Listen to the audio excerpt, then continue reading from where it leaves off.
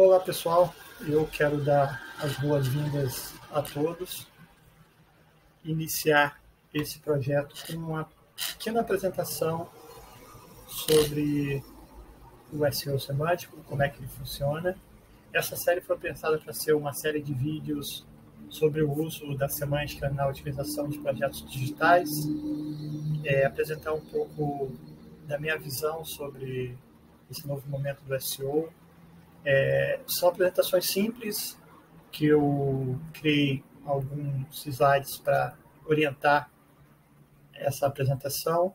Eu vou fazer uma vez por semana alguns vídeos, algumas apresentações como essas e no meio do caminho tentar algumas conversas com alguns profissionais, mostrar resultados, técnicas, estratégias. Então, é uma série que começa, mas não tem um fim, assim, um projeto fechado.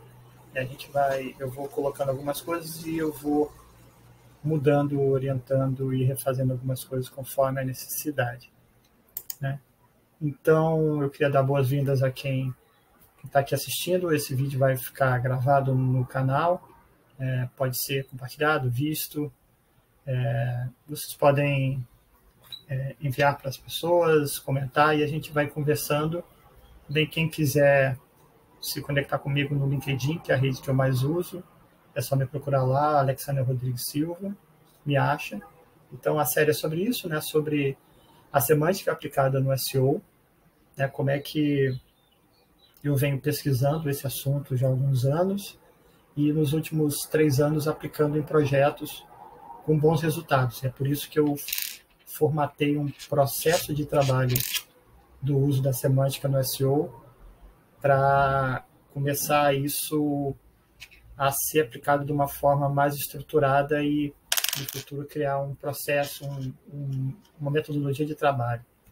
Então, eu queria falar como eu via o SEO antigamente, né, na fase que eu chamo de pré-semântica, né, era um trabalho que a gente executava há muitos anos atrás, que era basicamente trabalhar com o index que o Google criava, né, usando a classificação baseada em palavra-chave, né. Era uma época muito focada na tentativa e erro, né, e a gente tentava, de algumas maneiras, algumas estratégias, manipular o buscador, o algoritmo, eu chamo desse jogo de gato e rato, né. A gente ficava correndo atrás, na verdade o buscador ficava correndo atrás dos profissionais de SEO com várias técnicas que a gente usava, várias técnicas muito malucas, na verdade, que conseguia burlar o sistema que eles criavam, e eles estavam sempre modificando, tentando trazer resultados melhores, né? Então, esse índice, só dando uma definição, ele é para teoria da bioeconomia e da ciência da informação.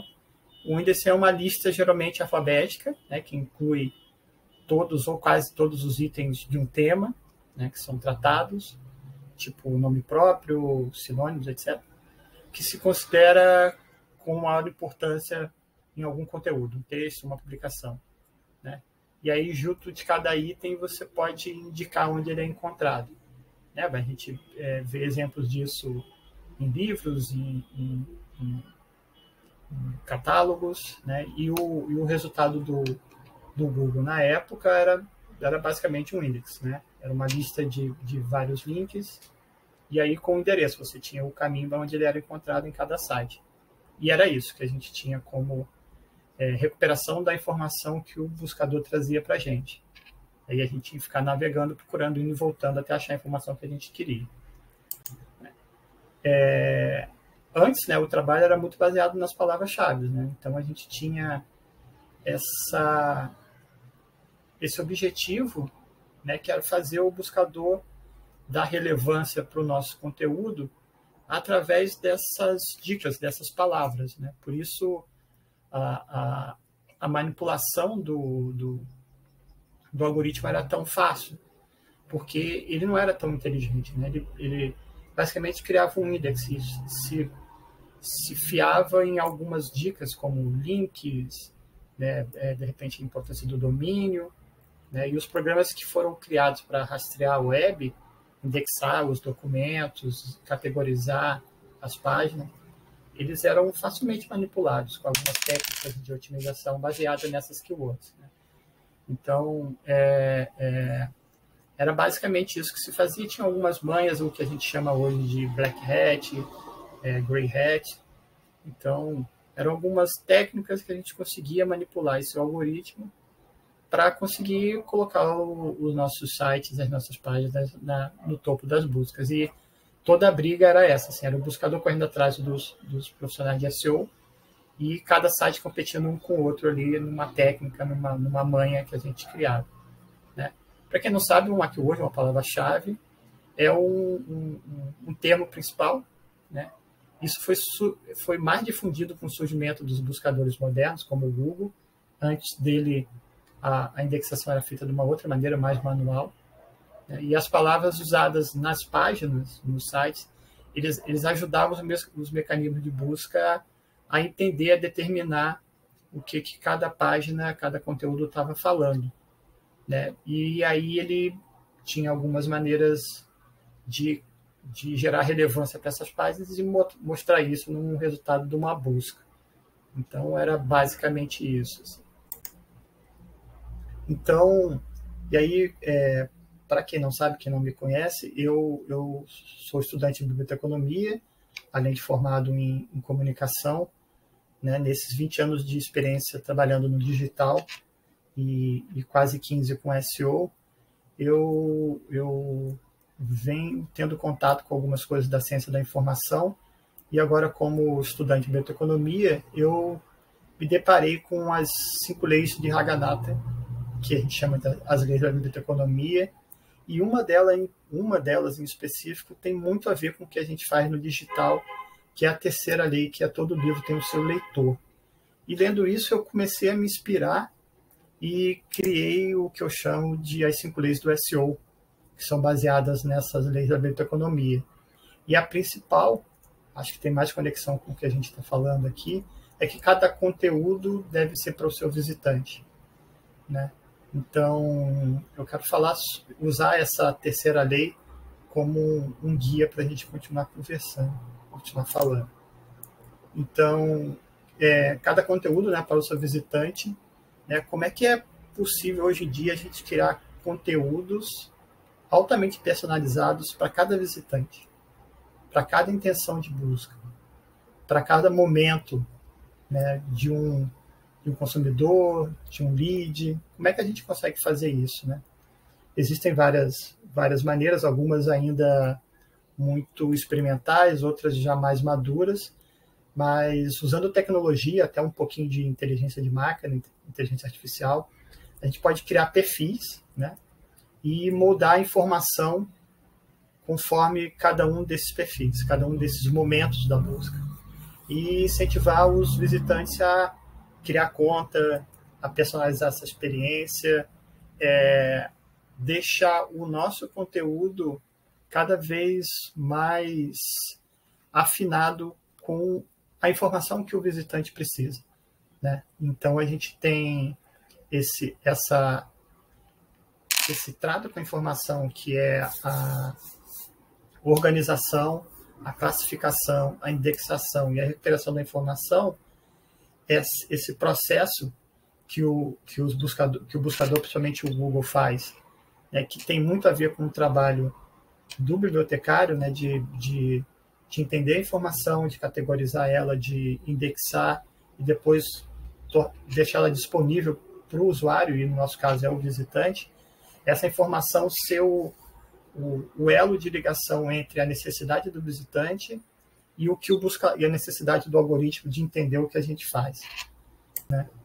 Então, se a gente for fazer um pouco de futurismo aqui, a gente pode entender que os algoritmos eles vão ficar cada vez melhor em entender o que a gente cria e vão conseguir entregar melhor dentro do conjunto de toda a web o que é melhor para cada visitante. E pode ser o seu site, pode ser o meu site, pode não ser, pode ser o do concorrente, né? Então, se a gente for pensar que os algoritmos estão ficando cada vez melhores, a gente entende que os desenvolvimentos atuais, as pesquisas, os updates do Google, por exemplo, apontam para esse futuro aí, né, onde esses programas conseguem entender o sentido de tudo que a gente coloca na web. Então, a gente tem que ficar muito atento, não só com o que a gente escreve, mas o que isso significa, né? E essas palavras sentido, significado, é que tornam o SEO hoje em dia semântico, que precisa ser semântico, porque os algoritmos já foram nesse caminho. Não existe mais esse modelo de algoritmo baseado em palavra-chave que você consegue manipular ele. Então, a gente precisa se atualizar, e o caminho que eu proponho e outras pessoas propõem é esse SEO semântico. Hoje em dia se usam outros nomes também, né? Isso ainda não existe um nome padrão no mercado. Eu uso o SEO semântico, outras pessoas, mas o que tem em comum é isso, é conseguir criar conteúdos, criar sites, projetos que façam criação de conteúdo, que expliquem os seus produtos de uma forma que trate o sentido do que está sendo dito com propósito, saber o que está falando, né? Então, o principal é a gente entender que o SEO hoje ele passou por essa mudança dos algoritmos com a semântica, né? Então, o SEO hoje já mudou, ele já é semântico, né? Então, cada vez os algoritmos entendem melhor essa relação entre as entidades presentes no nosso conteúdo. As entidades, podemos dizer, vamos criar um conteúdo sobre uma cidade. Então, tem o nome da cidade, tem as localizações, tem as relações entre os lugares. Então, tudo isso são as entidades. Por exemplo, eu vou falar sobre a minha cidade de Porto Alegre, o meu bairro, a posição geográfica dele, o nome, a informação de quantos visitantes, de quantas pessoas moram nele, dados sobre o tempo, o clima da região, do momento. Então, tudo isso são entidades que precisam estar conectadas e precisam ser usadas com propósito, saber o que está dizendo em cada momento, né? Porque esses algoritmos contemporâneos sofreram essa mudança. Primeiro, eles precisam entender o teu conteúdo. Então, hoje a gente precisa criar conteúdo tanto para as pessoas quanto para o algoritmo. Existem técnicas que permitem que a gente crie um conteúdo que funciona para os dois, né? E essa é a proposta do SEO semântico, é fazer conteúdos, projetos, que funcionem tão bem quanto para o algoritmo quanto para as pessoas, e que sejam a prova de mudança de algoritmo. É que a gente pare com essa coisa de ficar desesperado numa mudança grande do algoritmo do Google, por exemplo, que vai derrubar todo o nosso projeto, todo o nosso trabalho. Então, o primeiro que indicou essa mudança é o BERT, do Google, né, que é um algoritmo que entende frases, contextos, essas entidades e a relação de sentido entre eles, o significado da semântica, né? Então, foi o primeiro passo na direção da semântica do algoritmo.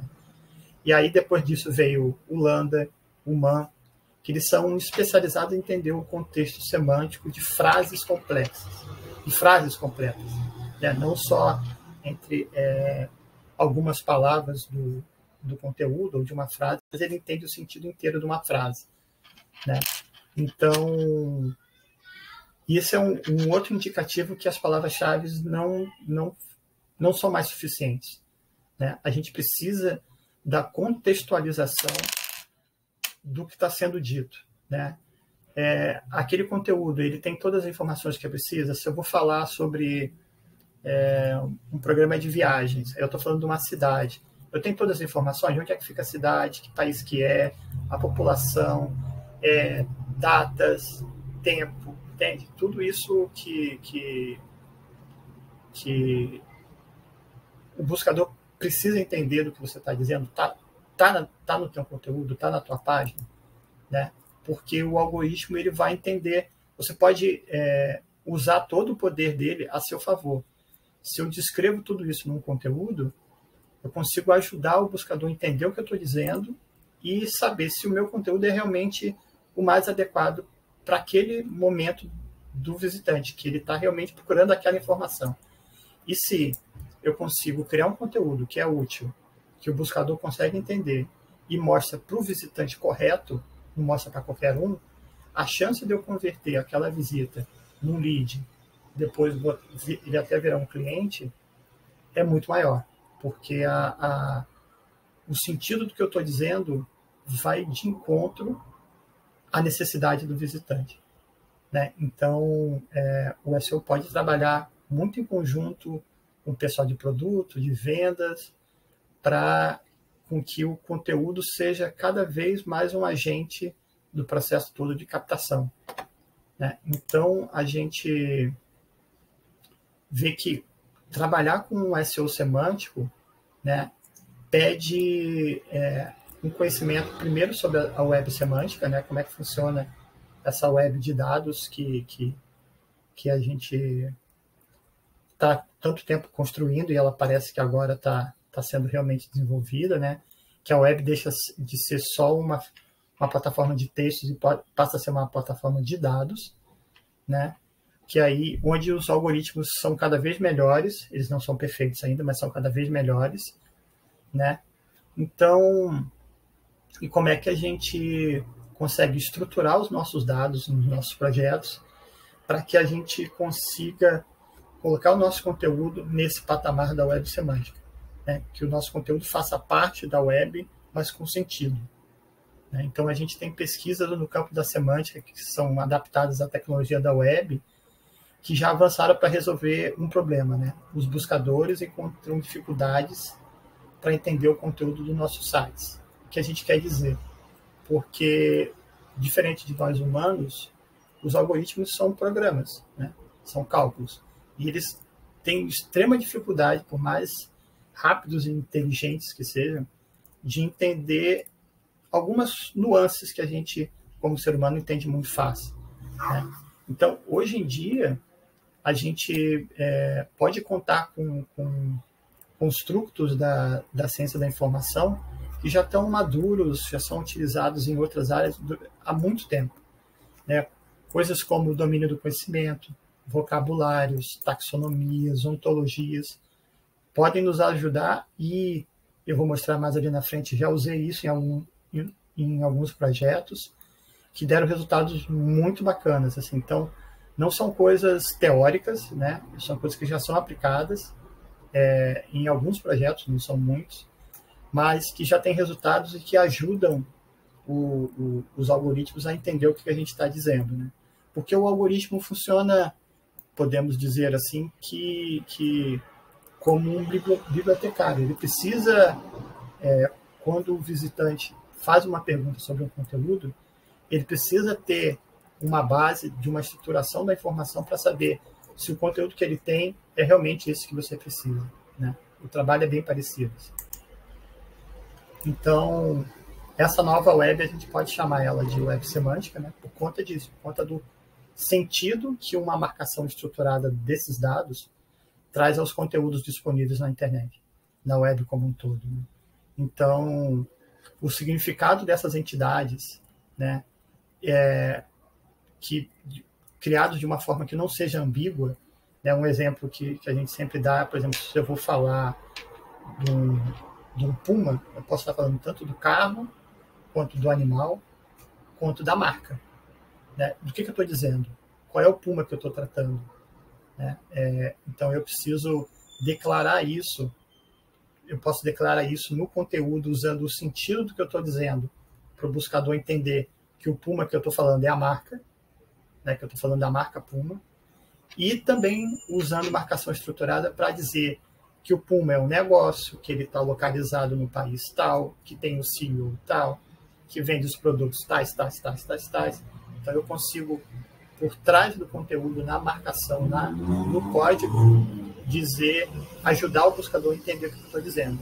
E aí para ele é muito mais fácil, né? Fica mais fácil quando você ajuda o buscador, a chance de você aparecer nas buscas específicas para a marca Puma é muito maior, né? Então, é por isso que a gente precisa que hoje em dia eu uso as ferramentas da biblioteconomia para fazer esse trabalho, né? Então, aliado com esse trabalho mais tech de marcação estruturada, ajudando os algoritmos a entender o nosso conteúdo, né? Então, eu quero mostrar para vocês rapidamente o resultado de um projeto que a gente executou isso, né? Como a gente trabalha na otimização semântica hoje em dia, o que é possível fazer hoje, né? Que já existem ferramentas, técnicas, metodologias, são algumas novas, outras bem antigas, para ajudar a implementar a semântica em projetos digitais. E aí eu vou falar aqui do uso de uma delas, que é o WordLift, que eu não vou passar muitos detalhes, a gente pode falar mais sobre eles mais para frente, mas eu vou mostrar o resultado de um projeto que já está maduro, que já está rodando, né? Primeiro, o projeto é o Espiritismo.tv, que é uma plataforma de vídeos espíritas, que eu trabalho como voluntário lá, e a gente fez uma aplicação de algumas ferramentas, né, nesse projeto, com a criação de um vocabulário controlado, que é uma das ferramentas da biblioteconomia, com entidades interconectadas com a DBpedia, que é a base de dados que fornece, entre outros projetos, a Wikipedia, né? O vocabulário controlado, ele é uma linguagem que é desenvolvida artificialmente, ela é feita por alguém, né? E ela é composta de termos que são organizados em uma estrutura ou relacional, né? Esse termo tem a ver com esse, ou alfabética. Esse vocabulário é um vocabulário controlado alfabético, né? Então, ele é basicamente uma lista, né? Pode ser hierárquica ou não, desses termos que vão ser empregados no processo da indexação, né? Então, ou até da representação de um tema, no caso aí o espiritismo, né? Então, a gente criou esse vocabulário para poder usar esse sistema WordLift, que funciona nesse projeto no WordPress, para conseguir marcar o conteúdo, fazer aquela marcação estruturada que eu falei, e ajudar o buscador a entender quais são os temas que a gente está falando. E, além disso, definir eles, né? Então, em cada conteúdo, a gente fala sobre um tema e sobre alguns temas, e esses temas têm links que levam para a definição de cada entidade dessa. As entidades podem ser pessoas, podem ser lugares, associações, entidades, enfim.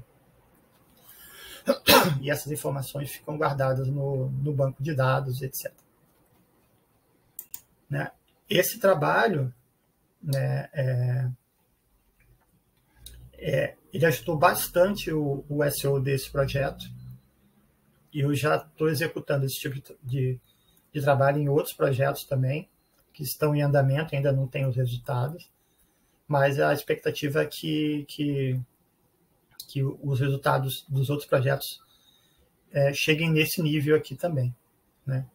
Então, o que a gente fez aqui mais especificamente foram criados os vídeos, cada postagem é um vídeo, né? A gente tem vários vídeos no site, tem pequenos textos descrevendo o que o visitante vai encontrar em cada vídeo, que falam sobre as pessoas que estão no vídeo, os assuntos, os temas, e cada um desses elementos são marcados com um código, que criam os links, que criam esses verbetes do vocabulário, né? Então, esse primeiro foi criado de uma forma bem orgânica. A gente entrava nos textos, via as entidades que precisavam ser marcadas, marcava e criava os verbetes do vocabulário e definia melhor eles depois.